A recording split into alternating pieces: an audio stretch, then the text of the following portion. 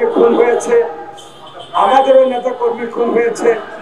সমস্ত কিছুর মূলে ছিল একটি তত্ত্বাবধায়ক সরকার, এবং এই তত্ত্বাবধায়ক সরকারের অধীনে নির্বাচন চাইতে গিয়ে দেশনেত্রী বেগম খালেদা জিয়াকে কারাগারে নেওয়া হয়েছে, তাকে 10 বছরের সাজা দেওয়া হয়েছে। এই তত্ত্বাবধায়ক সরকারের নির্বাচনের জন্য আমাদের দলের ভারপ্রাপ্ত চেয়ারম্যান তাকে 16টি বছর 17টি বছর তাকে দেশের বাইরে নির্বাসনে রাখা হয়েছে।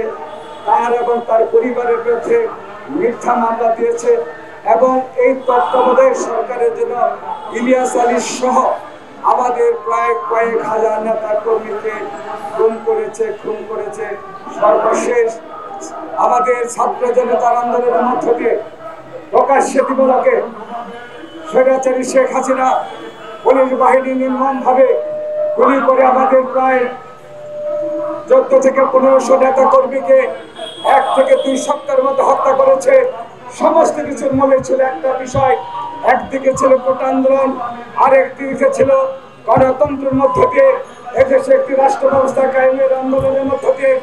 আজকে আমরা বলতে চাই, এই কোটা আন্দোলন বলেন আর আমাদের ধারাবাহিক আন্দোলনের মধ্য দিয়ে শেখ হাসিনা পালিয়ে যেতে বাধ্য হয়েছে।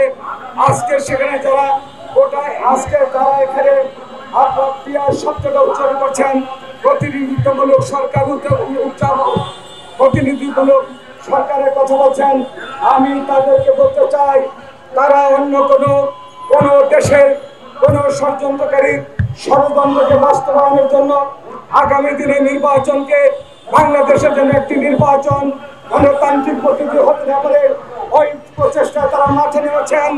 যত রকম ষড়যন্ত্র করেন না, যে দেশ থেকে হাসিনা পালিয়ে যেতে বাধ্য হয়েছে। আর আপনাদেরকে বলতে চাই, বাংলাদেশে আপনাদের অস্তিত্ব থাকবে না।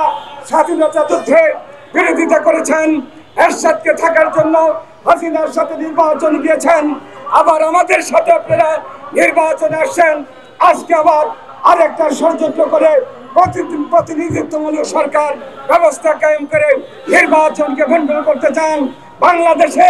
বাংলাদেশের মানুষ আপনাদের অস্তিত্ব বিলীন করে দিবে যদি আগামী দিনে গণতন্ত্রের পথ রুদ্ধ করতে চান। গণতন্ত্রের পথ রুদ্ধ হবে না। আপনারা ফিরে আসুন গণতন্ত্রের পথে। যে নির্বাচনে 4টি নির্বাচন হয়েছে ইতিপূর্বে, সেই নির্বাচনে তত্ত্বাবধায়ক সরকারের অধীনে একটি সঠিক নির্বাচনের জন্য আগামী দিনে আমরা মনে করব এই তত্ত্বাবধায়ক সরকারের অধীনে নির্বাচন হবে। এই নির্বাচনে নেতৃত্ব দিবেন দেশনেত্রী বেগম খালেদা জিয়া, যে নির্বাচনে নেতৃত্ব দিবেন তারেক জননেতা তারেক রহমান, এবং বর্তমান ইউনিয়ন সরকার বলেছেন ফেব্রুয়ারি মাসেই নির্বাচন হবে।